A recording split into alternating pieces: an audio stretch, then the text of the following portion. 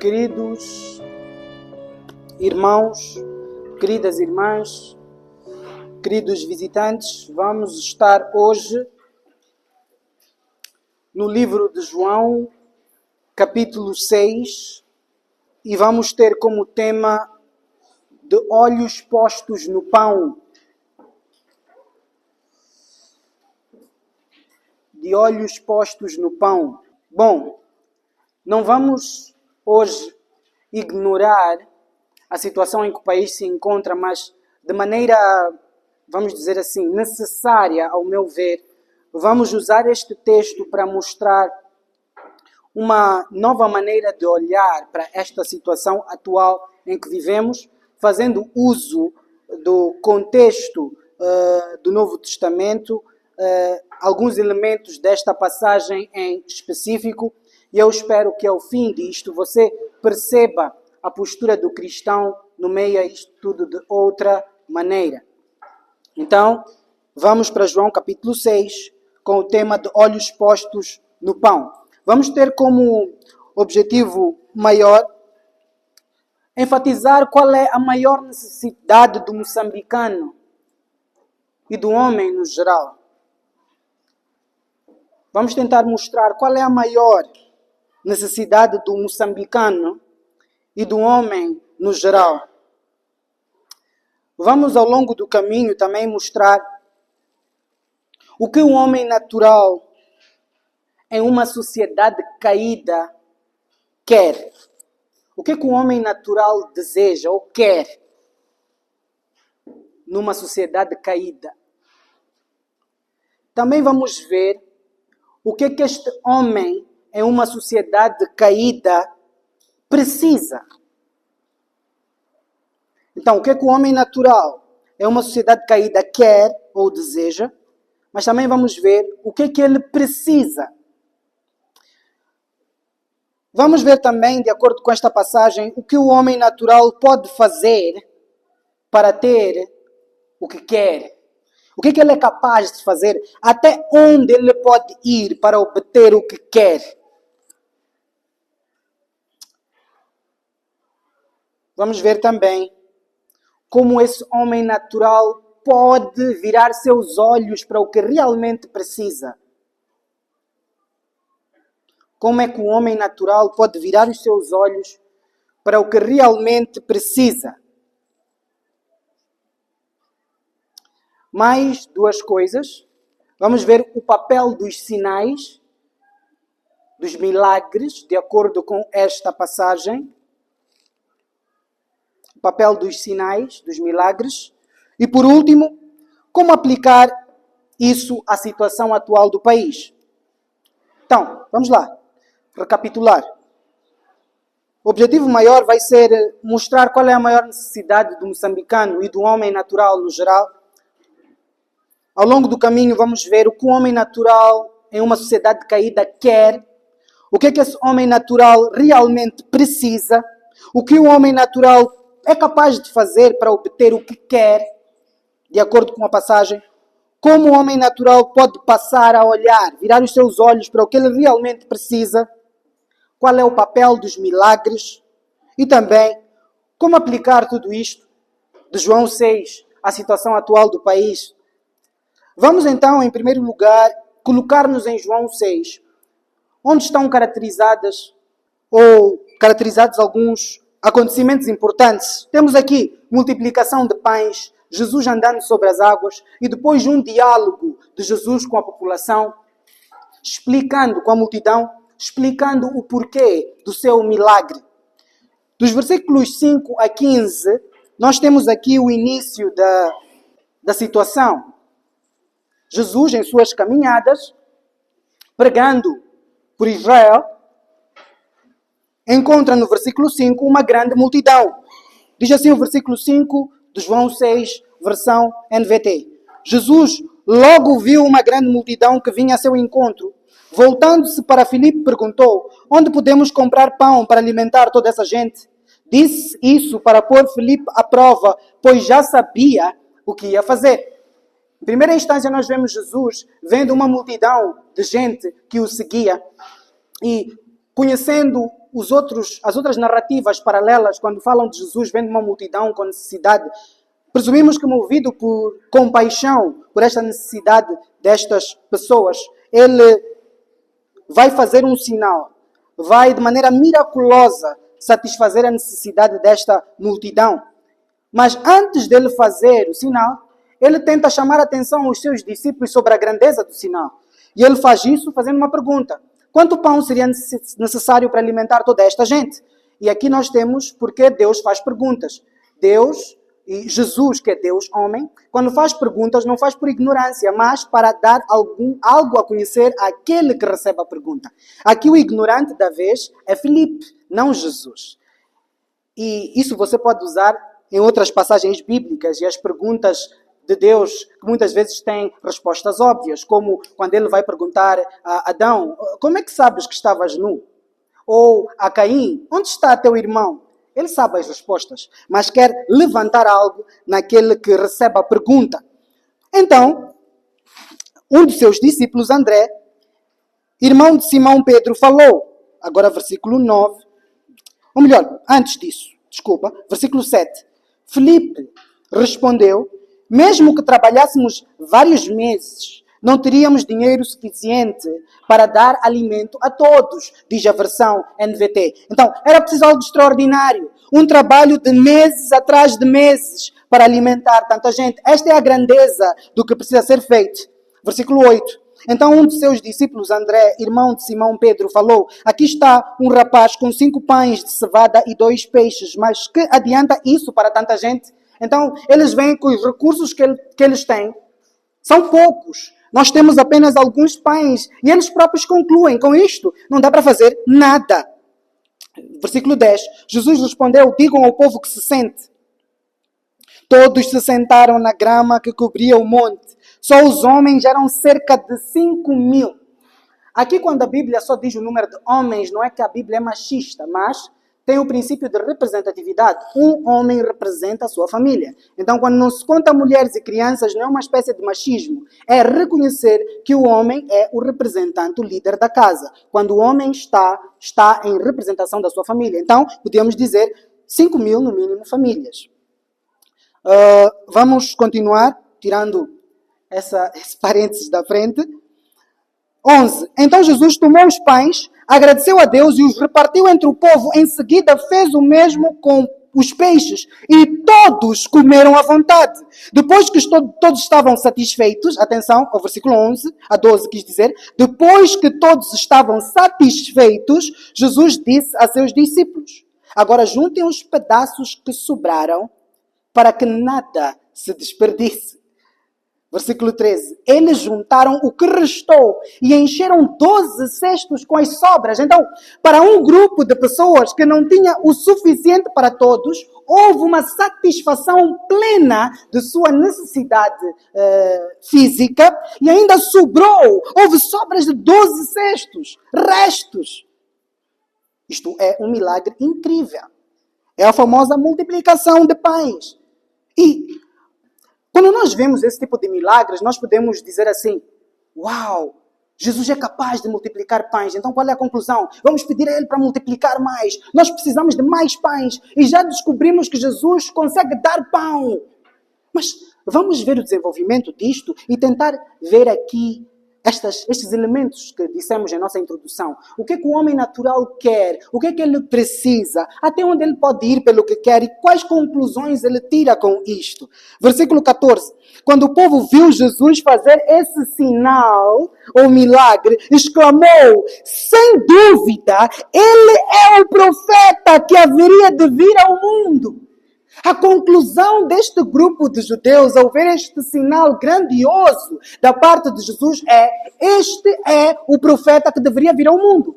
O judeu esperava a chegada de um profeta que antecederia ao Messias, mas também do Messias como o grande profeta, o grande rei, e havia uma expectativa judaica acerca do que este Messias haveria de fazer.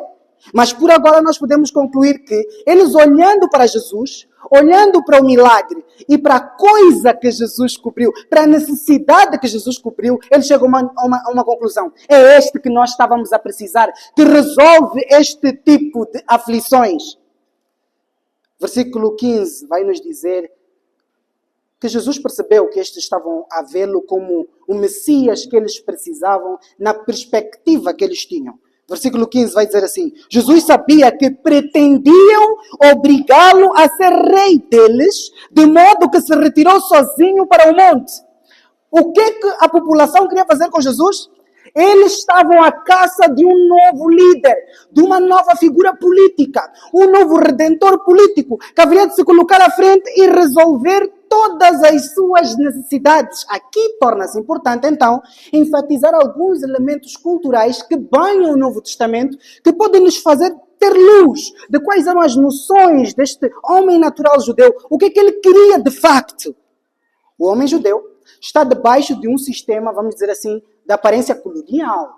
Tem gente de outras nações a dominar sobre eles e a impor sobre eles uma espécie de tirania. Os imperadores romanos não eram boa gente, não. Não eram anjos.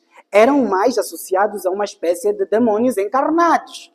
E eles esperavam, então, ver-se livres dessa escravidão na carne. E tinham consequências por causa disso. Consequências econômicas, consequências na sua alimentação. Havia impostos que eram cobrados, que eram muito elevados. E qual era o clima que banhava esta população? Temos uma necessidade. Precisamos de uma outra figura política que faça cair esse sistema. E quando eles veem Jesus, eles têm uma grande ideia. É a hora da revolução. Povo no poder e o Messias à frente. Eu acho que isto é importante notar, porque se você percebe que o Novo Testamento é escrito neste contexto, você começa a ver como há tons similares ao que estamos a viver agora. Ora, vejamos, temos um governo que chamamos de ditador, temos um povo que clama por um resolver das suas necessidades físicas, sociais e econômicas, e quando vê uma figura, tem uma ideia maravilhosa, nem que seja a força, esse tem que ir para lá. Ok, mas o que Jesus faz? Atenção, retira-se. Antes de avançarmos, vamos para Lucas, capítulo 20, versículos 20 a 26, para ver como, com este trecho das Escrituras, nós podemos ter acesso a um tom presente no meio dos judeus, que acho que vai nos ajudar também a entender melhor a nossa situação. Veja só, o versículo 20 de Lucas 20 vai mostrar uma ocasião em que os líderes judeus religiosos querem apanhar Jesus em frente às autoridades e ao povo para que ele seja preso. Agora, o argumento que eles apresentam vai revelar uma insatisfação e expectativa do povo. Vejamos, versículo 20. Esperando uma oportunidade, os líderes enviaram espiões que fingiram ser pessoas sinceras. Tentaram fazer Jesus dizer algo que pudesse ser relatado ao governador romano, de modo que ele fosse preso. Este versículo mostra claramente a intenção. É ele falar alguma coisa que ele põe contra as autoridades para ele ser preso pelas autoridades romanas. Vejam só qual é a pergunta que eles lançam como isca. Versículo 21. Disseram: Mestre, sabemos que o Senhor fala e ensina o que é certo, não se deixa influenciar por outros e ensina o caminho de Deus de acordo com a verdade. O Senhor é íntegro.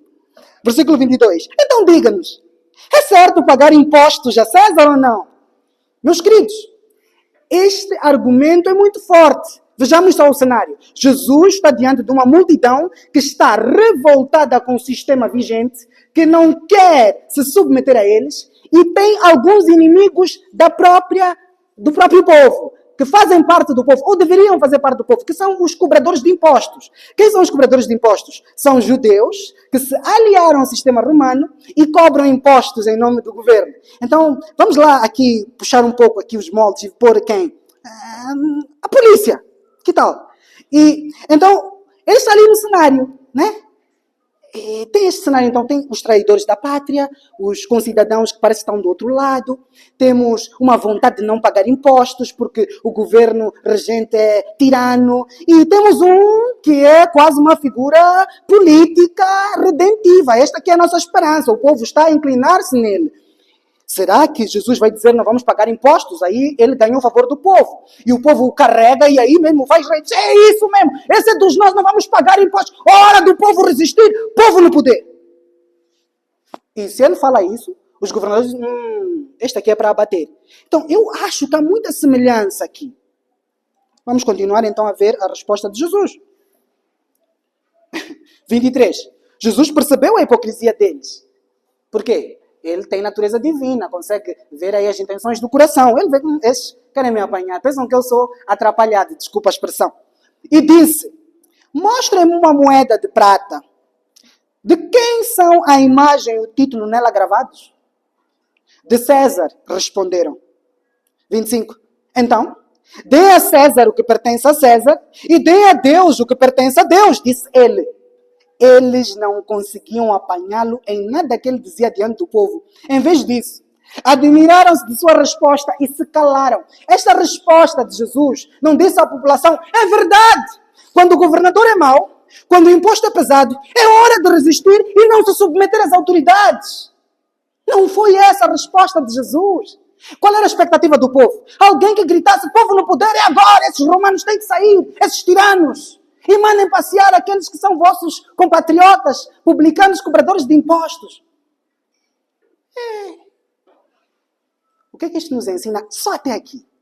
Que a expectativa do homem natural em uma sociedade caída é ver as suas necessidades imediatas supridas, nem que seja necessário o uso de violência.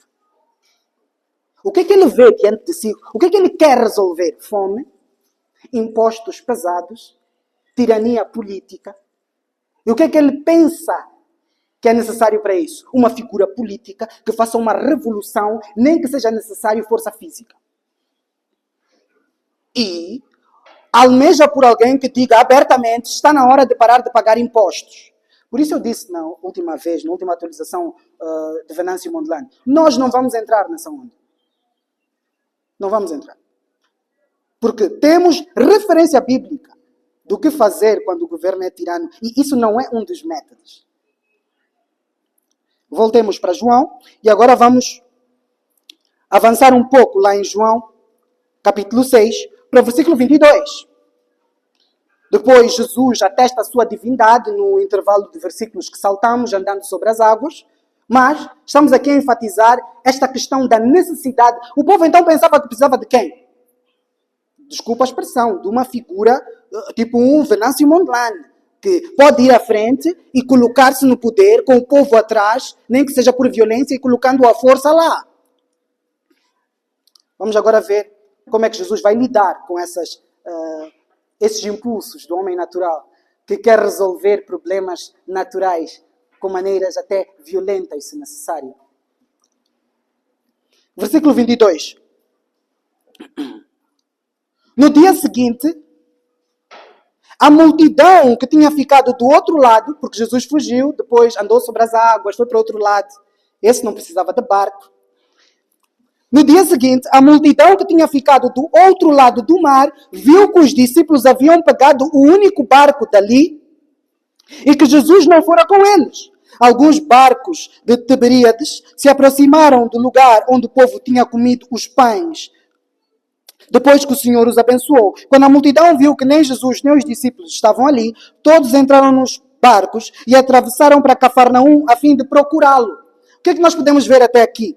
Um homem natural, vendo Jesus como aquele que vai resolver as suas necessidades finitas e carnais e temporárias, ele é capaz de fazer várias coisas. Primeiro, identificar Jesus como o profeta. Segundo, atravessar mares para segui-lo. O que é que nós podemos ver até aqui? O homem natural tem uma tendência a ver seus maiores problemas como as coisas que fazem a barriga ficar vazia, o bolso ficar vazio, o dedo ficar sem aliança, a conta bancária ficar vazia, o currículo ficar sem emprego. O homem natural, então, é capaz de, por essa ânsia de resolver essas coisas temporárias, até engrenar em buscas por Jesus. E chegar e dizer, você é o grande Senhor. E até atravessar, faz missionários esse tipo de impulsos. Pode atravessar mares, sair de um país para outro, mas o que lhe move é o instinto de resolver coisas finitas e curtas.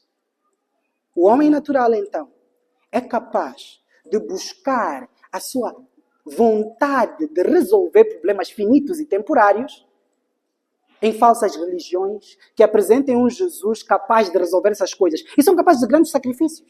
Atravessar mares, mudar o linguajar. E veja só como mudaram o linguajar. 25. Encontraram-no do outro lado do mar e lhe perguntaram, Rabi, que quer dizer mestre. Quando o Senhor chegou aqui, então pode até adotar a linguagem de Senhor, Senhor.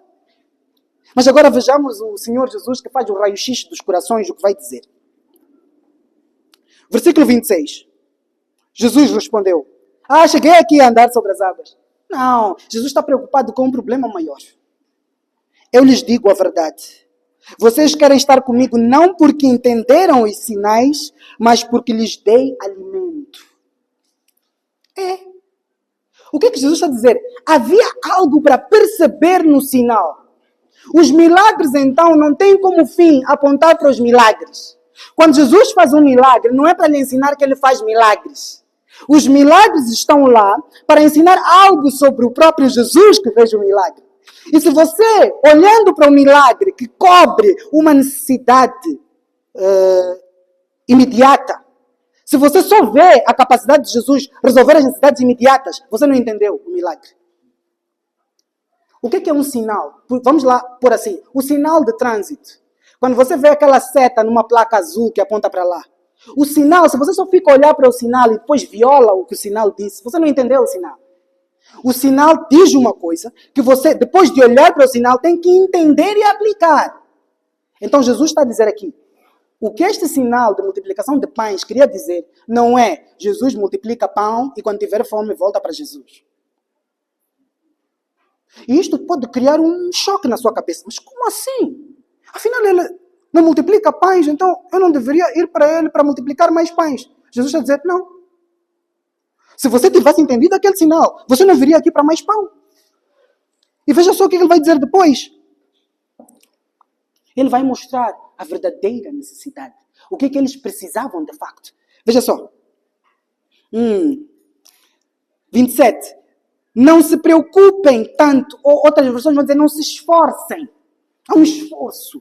Não se preocupem tanto com as coisas que se estragam, como a comida, mas usem suas energias buscando o alimento que permanece para a vida eterna, o qual o Filho do Homem pode lhes dar. Pois Deus, o Pai, colocou em mim seu selo de aprovação. O que Jesus diz é, o homem natural está errado, porque vê como sua maior necessidade, a sua menor necessidade.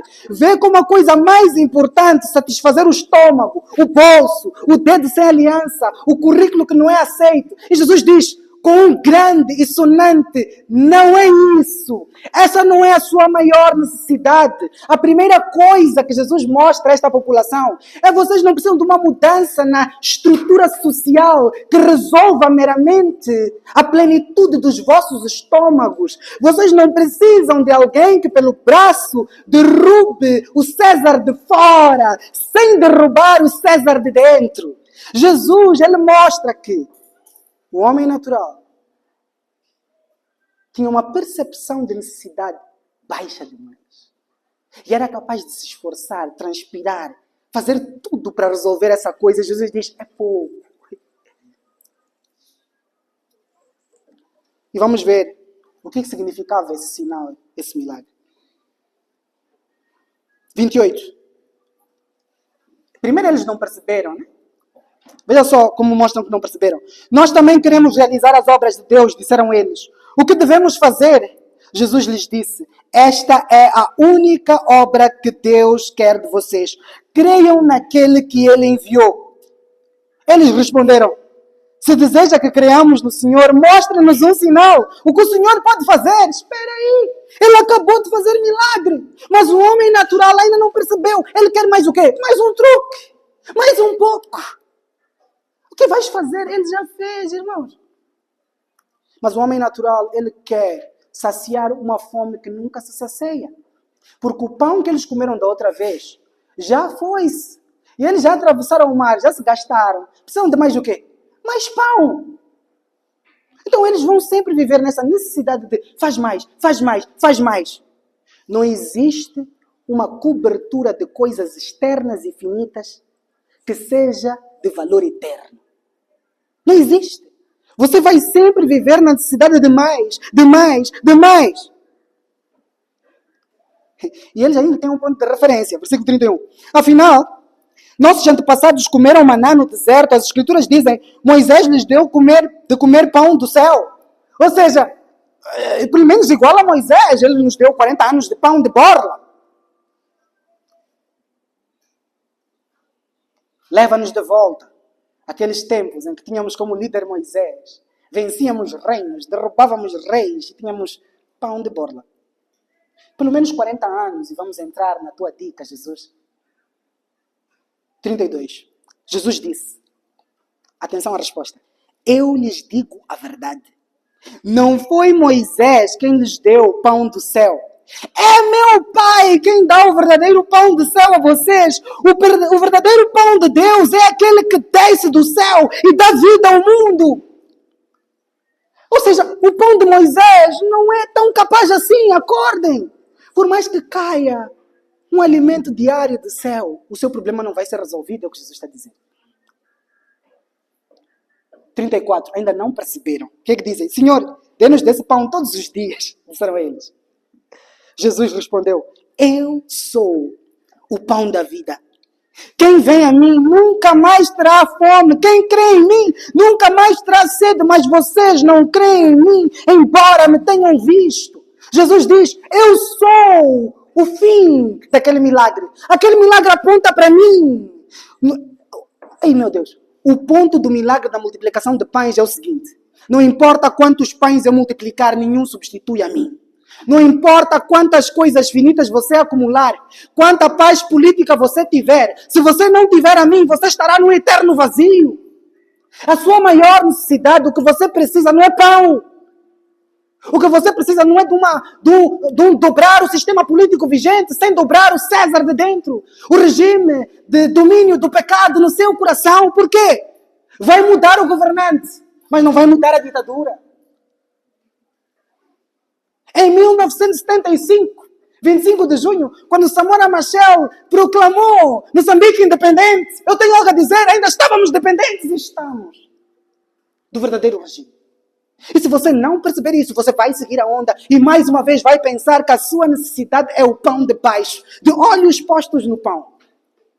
Mas no pão errado.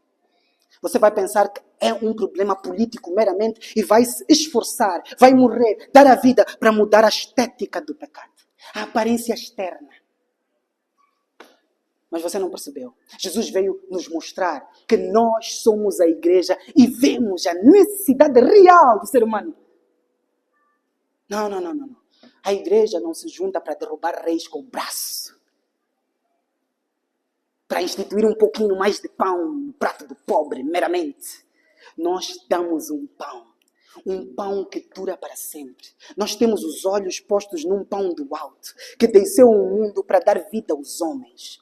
E isto é o pão, que se o governo vigente comer um pouco,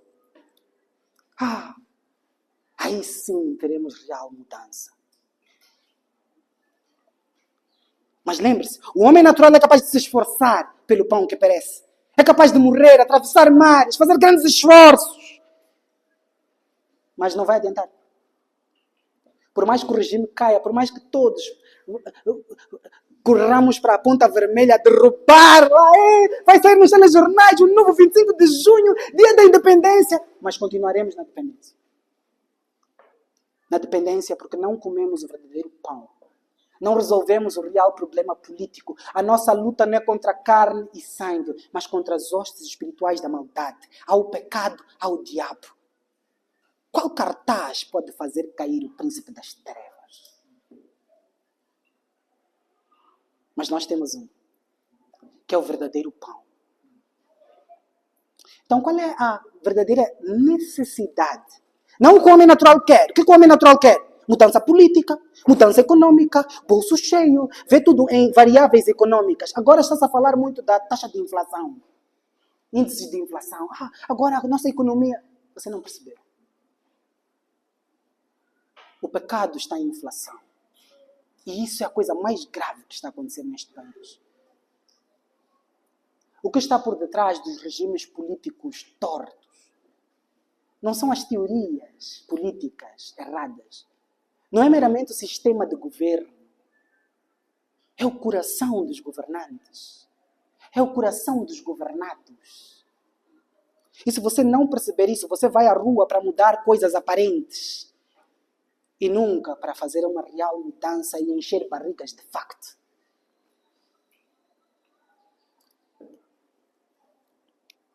Eu sou o pão da vida, disse Jesus. Quem crê nele sente uma satisfação extrema que diz: eu ainda estou na mesma cabana que estava na semana passada, mas esta cabana está diferente, porque eu agora estou com os olhos postos na outra. Disseram que há para mim uma terra eterna, em que não haverá mais lágrima nem dor. É lá onde essa promessa é estabelecida. Nunca se engane pensando que há alguma mudança temporária que vai fazer as lágrimas e a dor ir embora. Não se engane. Esse foi o engano dos nossos pais em 1975. Não caia na mesma. Vejamos além, irmãos. Vejamos outro pão. Vejamos outra necessidade. Vejamos outro problema. Apresentemos outra solução.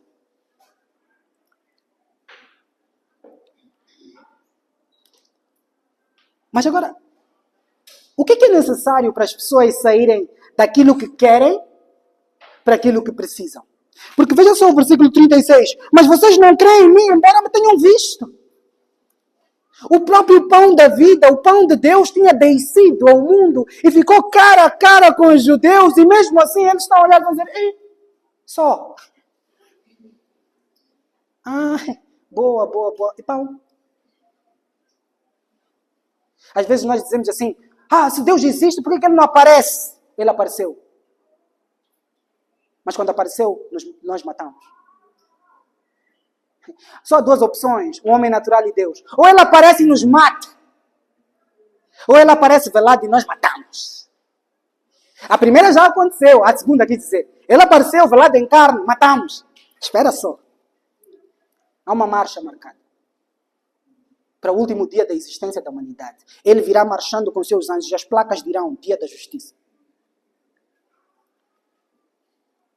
E naquele dia, ele vai mostrar que aqueles que não se apegaram à verdadeira necessidade que tinham, que era ajustar-se com o Rei da Glória, com o verdadeiro regime político vigente, vão acertar contas. Aquele Conselho Constitucional não aceita burlas. E nem precisa de auditoria para contar votos. Sabe tudo. Não precisa de provas.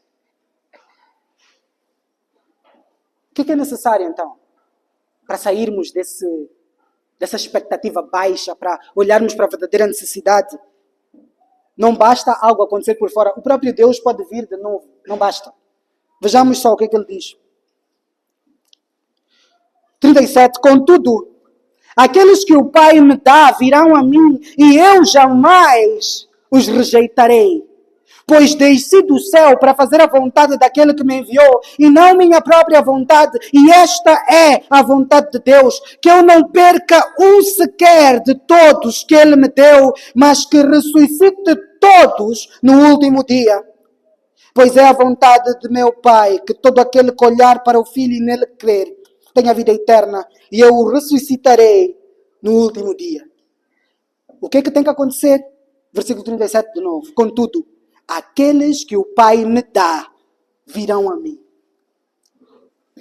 É preciso uma atuação de Deus Pai, por meio do poder do Espírito, no coração de homens e mulheres que vivem para pão, vivem para emprego, vivem para casamento, vivem para índices econômicos, para voltarem-se para o índice baixo, a falência do seu pecado É preciso uma atuação dentro do homem por parte do próprio Deus, para que ele possa sair, tirar os seus olhos do pão que passa para o pão que não passa. Depois de Jesus dizer isso, veja só a resposta dos judeus. 41. Então os judeus começaram a criticá-lo, pois ele havia afirmado: eu sou o pão que desceu do céu. O homem natural não precisa meramente ouvir o evangelho. Precisa ser impactado por ele. Veja só, eles acabaram de ouvir. Enquanto você aí na sua cadeira pode estar: uau, pastor, uau. Eles são tipo: pão de onde? Pão do céu, você? Versículo 42. Diziam: este não é Jesus, filho de José? Conhecemos seu pai e sua mãe. Como ele pode dizer desci do céu? Ou seja, o homem natural é muito naturalista. Ele não acredita em coisas sobrenaturais. Ele não acredita que o Deus dos céus e da terra pode se fazer homem. Como é que você, que é homem como nós, nasceu ali, vimos na casa de José, Maria? Como agora você vai dizer que vieste do céu? Aqui nós vemos uma tendência à incredulidade, por exemplo, à pré-existência de Cristo. Que Cristo existia antes. E o facto dele ser Deus e homem. E aí nós encontramos os nossos queridos islâmicos. Como assim? Deus, se fazer homem, Deus não tem filhos, Deus não pode ser homem, Deus igual. Afinal, este não é igual a nós, esse. Como é que comeu, dormiu e é Deus? Porque ele é Deus e homem. O que o cristianismo ensina não é que Deus apagou sua divindade e se fez homem, mas que ele adicionou a sua divindade à humanidade. Por isso podia experimentar as coisas de homem. O homem natural, meus queridos, ao ouvir essas coisas, diz: tá bom, mas e a Frelimo?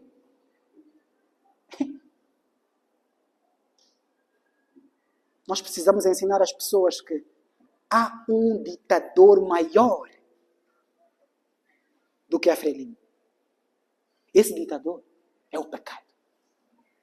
E isso é espantoso, porque você sai à rua para falar com pessoas que estão ali numa marcha, a dizer o quê? Abaixo a ditadura. Desculpa, posso falar consigo? Sabe por que aquela ditadura está implementada? Por causa dessa ditadura que você vive todos os dias. Você vive para si. Você vive para o finito. Por isso a sua fome não acaba. Mesmo que mudemos o sistema político, a sua fome vai continuar. Porque a sua real necessidade ainda não foi suprida. Há países com taxa de pobreza muito baixa. Mas sabe o que acontece nesses países que atingem essa estabilidade? As taxas de suicídio são muito altas. Isso nos prova que o homem com os bolsos cheios ainda continua vazio.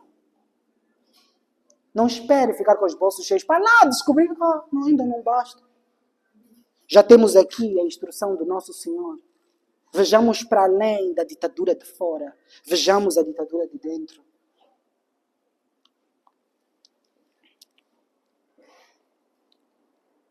43. Jesus, porém, respondeu: parem de me criticar, acabou com essa ladainha. Pois ninguém pode vir a mim. Ninguém pode. Atenção, versículo 44. Versículo 44 está a dizer assim: alguns podem. É o que diz.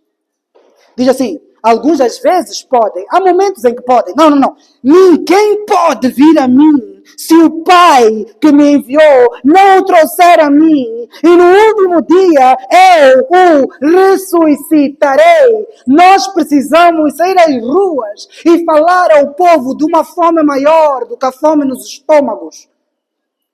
Precisamos mostrar-lhes a maior necessidade. E não se espante se estes moçambicanos, esses conterrâneos olharem para você e disserem: só isso. Porque é preciso uma atuação de Deus no coração do homem natural para ele passar a ver a necessidade maior como a maior necessidade. Sair do que ele quer para o que ele precisa. Ver a Cristo como o pão de Deus que ele precisa para alimentar o seu vazio. E esse pão alimenta tão eficazmente que mesmo se a ditadura continuar por mais 100 anos, se Cristo estiver, ele permanece feliz e em pé. Claro, dói. A opressão política não é uma coisa fácil, mas não é a base da nossa felicidade. Então não vamos sair à rua falar uma mensagem óbvia para o homem natural. Vamos falar uma mensagem louca que precisa da atuação do Deus dos loucos para que eles creiam. Ninguém pode, a não ser que Deus atue. Levantemos placas diferentes. A nossa não diz povo no poder, diz Cristo no poder. A nossa não diz nos falta pão no prato, diz falta-nos pão no coração. Por isso pão no prato não há. O que é que você prefere resolver? O fruto podre ou a raiz podre? As revoluções políticas muitas vezes só tiram o fruto podre daquela geração. Mas a raiz podre ainda está lá. Virão mais frutos a seguir.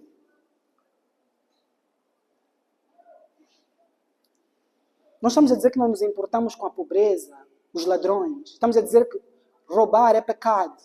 Não precisamos acabar somente com este roubo desta semana, mas com os corações que são apegados ao roubo. E o único agente que pode fazer isso é a igreja, por meio do Evangelho, falar deste Cristo, que satisfaz mais do que dinheiro. E quando tivermos governantes que percebem isso, não vão se apegar ao dinheiro, mas vão distribuí-lo de maneira justa. Resolvamos o verdadeiro problema.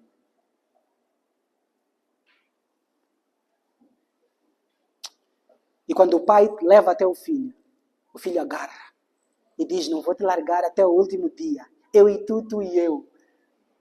E naquela marcha, você quando vir que a marcha está a vir, aquela do último dia, ele com os seus anjos santos, você diz, chegou! Vem, Senhor, vem! E você não treme. Porque está do lado certo. 45. Como dizem as Escrituras, todos eles serão ensinados por Deus. Todo aquele que ouve o Pai e aprende dele, vem a mim. Todo aquele que ouve o Pai, não no sentido de ouvir o Evangelho por fora, mas de ouvir o Evangelho por dentro, porque há aqueles que ouvindo, não ouvem. Vendo, não veem. O que Jesus está a dizer é que precisamos de uma pregação lá dentro. Enquanto muita gente hoje está a ouvir, alguns estão a bocejar. O que é que determina um estar exultante, dizendo uau, o outro a bocejar? É a pregação que está a acontecer por dentro. Quando o Espírito Santo toca corações e os faz acordar para a verdadeira fome.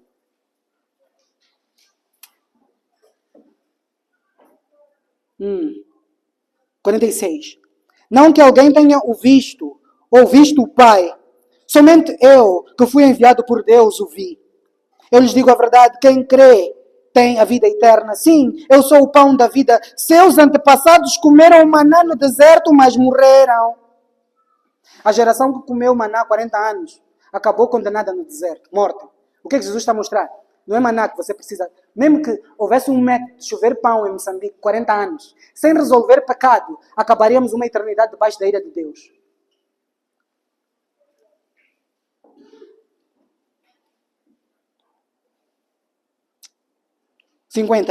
Quem comer o pão do céu, no entanto, jamais morrerá. Eu sou o pão vivo que desceu do céu. Quem comer deste pão viverá para sempre.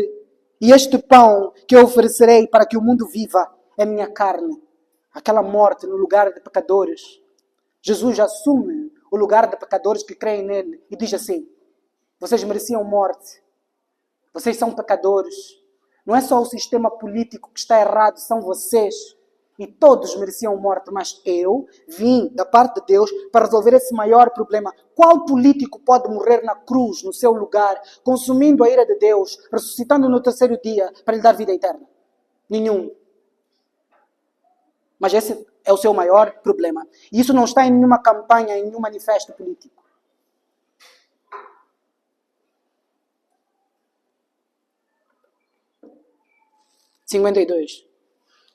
Então os judeus começaram a discutir entre si a respeito do que ele queria dizer. Como pode esse homem nos dar sua carne para comer? Perguntavam.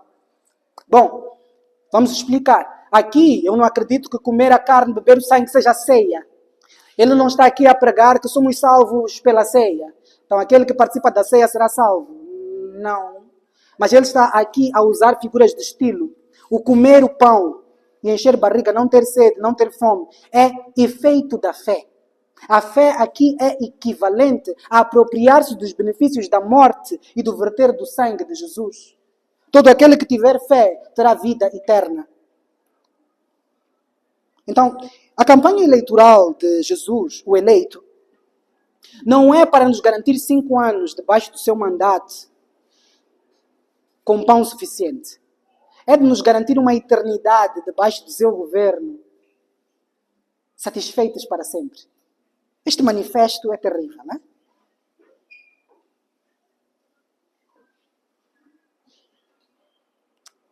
E este também foi perseguido. E morreu, de facto. Mas ressuscitou e agora não pode ser mais morto novamente. A morte não tem poder sobre isto.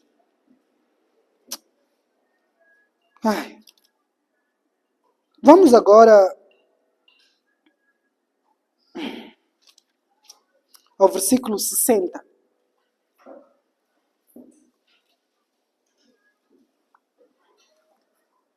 Esta mensagem pode não agradar como é que se diz? Massas. Você pode não ver o resultado deste tipo de coisa. Estamos agora entusiasmados, vamos às ruas. Vejamos só aqui o que aconteceu com a multidão de 5.000. 60. Muitos dos seus discípulos disseram: sua mensagem é dura.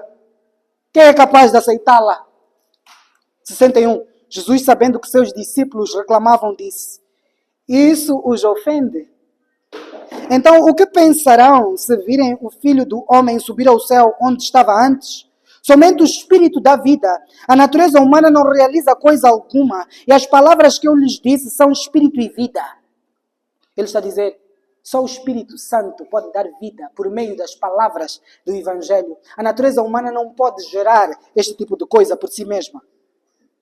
64. Mas alguns de vocês não creem em mim. Pois Jesus sabia desde o princípio quem não acreditava nele e quem iria traí-lo.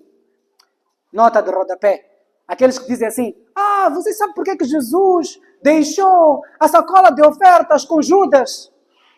Eu já vi um pregador quase às lágrimas dizendo assim, é porque Jesus, a cada vez que deixava a sacola com Judas, dizia, eu não desisti de você. Não.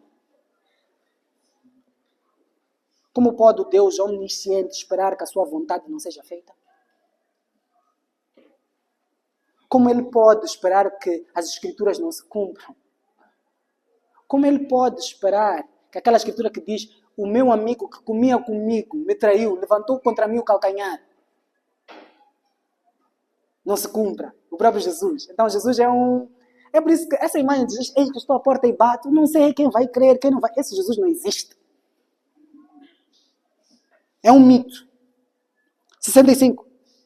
E acrescentou, por isso eu disse. Ou seja, ele sabia desde o início quem vai crer, quem não vai. Diz, por isso eu disse, ninguém pode vir a mim, a menos que o Pai o dê a mim. O que Jesus está a fazer aqui? 5.000 pessoas estão a dizer, não queremos. Por isso eu disse que ninguém pode vir a mim sem o Pai agir. Ou seja, Jesus diante da incredulidade não entra em desespero. Não altera a mensagem. Jesus não quer massas. Quer verdadeiros, quer aqueles que Deus deu a ele, que o Pai deu a ele. É isso aí que eu disse. Ninguém pode mesmo. Vamos lá. Nesse momento, 66, muitos de seus discípulos se afastaram dele e o abandonaram. Então, vamos fazer a matemática agora. 67. Então Jesus se voltou para os 12. 5.000 para os 12. Ministério de sucesso. Aquela comunidade cristã sob o santuário só tem uns 20 gatos pingados. É um ministério fracassado. Quero lá saber eu de números. Temos que nos perguntar se estamos a ser fiéis, não populares. Fiéis, não relevantes. Por mais que o mundo todo volte, por mais que essa sociedade que está à espera de pessoas que cheguem e saiam, é isso, vamos à ponta vermelha, derrubarem o sistema. Vão ouvir, não, vamos derrubar o sistema em nós. Pode dizer, vocês não estão conosco neste movimento de revolução. Não importa. Não importa. Vamos lá. Então voltou-se para os 12 e perguntou, por favor, vocês não vão fazer isso, não é? Não, aquele Jesus já estou à porta e bate, desesperado, não é? Vamos lá ver o que ele diz. Vocês também vão embora. Ei! Meu Deus! E que tal vocês também? Estão a ir? Ou seja, Jesus... Ei, meu Deus, Pai. 68. Simão Pedro respondeu: Senhor, para quem iremos?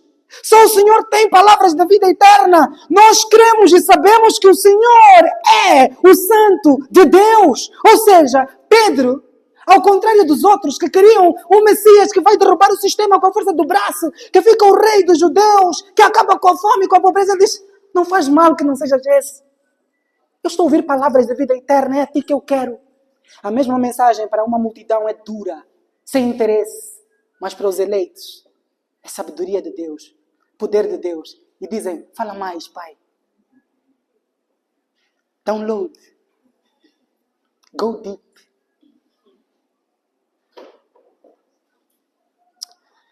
A resposta de Jesus martela mais, dizendo assim: 70. Então Jesus disse: eu escolhi vocês 12. Não estou espantado com este feedback. Não estou espantado. Atenção, Jesus não participou em eleições. Ele elegeu.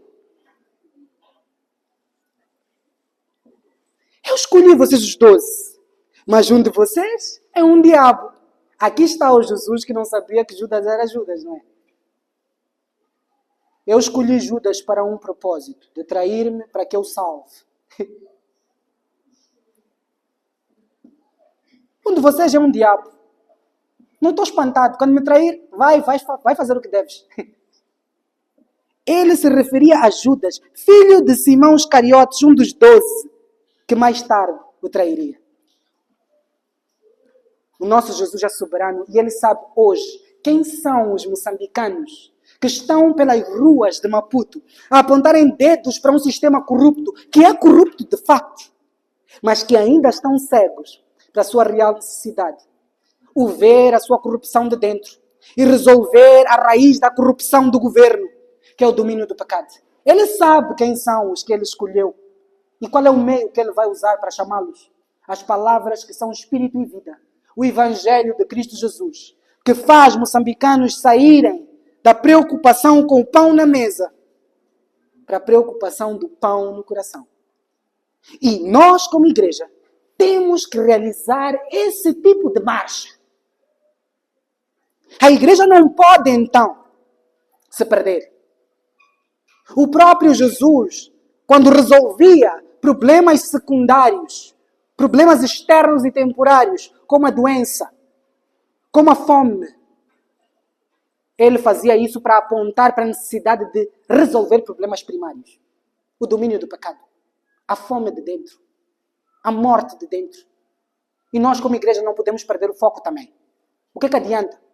Se sairmos à rua com placas e conseguirmos mudar as partes secundárias, vamos ter uma população que ainda se esforça para aquilo que vai parecer. Nós, como igreja, temos que ver além disto e dizer assim: qual é a raiz deste problema social, econômico e político? É o pecado. E a única instituição no mundo que pode alertar a Moçambique sobre esse problema é a igreja. Mas lá estamos nós, com o mesmo discurso do mundo, a olhar para o mesmo pão que o mundo. Como podemos ser luz do mundo assim? Como aplicar esta situação bíblica à nossa situação? Mudemos o foco dos pães de baixo para o pão do alto. Alertemos esta sociedade sobre a raiz do caos político.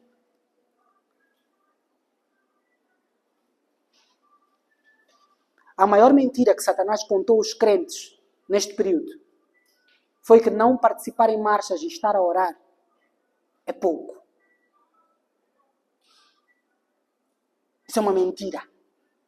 Você está a fazer uma oração muito mais eficaz. Marchar para o trono da graça é muito mais eficaz do que marchar para Eduardo Mondlane. Paulo, no meio a um caos político, não disse: unam-se aos romanos e vão às ruas. Disse: unam-se e orem sem cessar pelos governantes, para que haja paz e eles venham ao conhecimento da verdade. Que a sua maior tristeza não seja não conseguir ir à marcha de dia 7, mas sim não conseguir pregar para ninguém desde dia 7.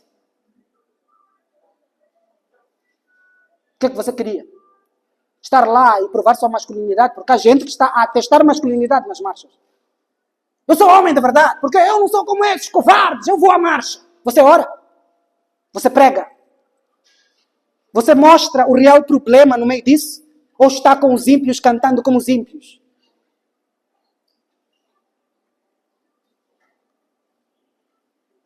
É pouco. É pouco. E outros estão duvidosos. Será que eu deveria participar da Marcha Ponta Vermelha para derrubar o sistema com as minhas próprias mãos? A minha resposta é: analise o que Jesus fez.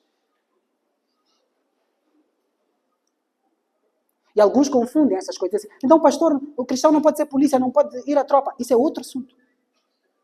Estamos a falar de você como cidadão do reino dos céus, civil, simples. O que você deve fazer? Orar, evangelizar, ver o problema pela raiz e ser a única instituição que se ocupa em resolver isso. Deixa os outros cantarem sobre a falta de pão no prato. Veja outra falta de pão no coração. Seja mais profundo, é o que eu estou a pedir.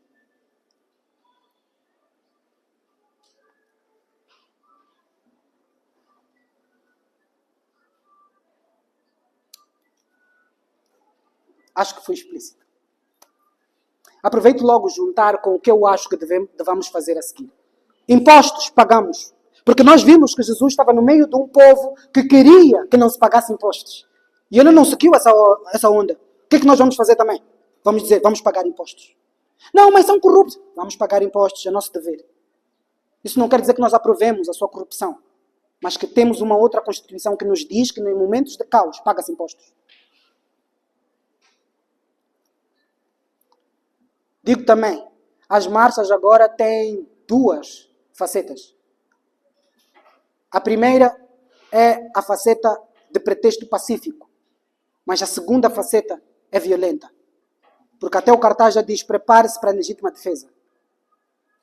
Espero um dia poder falar sobre esse assunto de legítima defesa com mais detalhes, mas ao meu ver, quando você fica em casa a pensar o que você vai fazer quando lhe atirarem a pedra, eu acho que você já não está pensando em legítima defesa, mas em vingança, em retribuição, em um terreno de combate. Só você não quer ser o primeiro a dar o golpe. Você está saindo para ir lutar. Eu acho que isso não convém a cristãos. Você é mais eficaz orando e pregando. Não participando de lutas programadas com uma regra. Não dê o primeiro golpe. Mas você estará junto de ímpios nessas marchas. Provérbios diz, o companheiro do sábio se torna sábio, o companheiro do tolo sofre aflições. Você pode acabar em aflições não porque você fez o vandalismo, mas porque estava ao lado de um vândalo. Porque se associar imprudentemente aos tolos.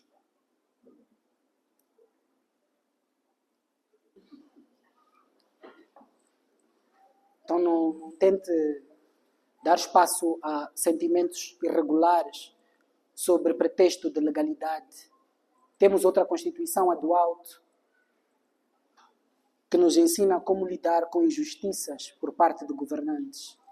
E a violência não é a nossa solução. Nem que tenha como pretexto, não fui eu que dei a primeira chapada.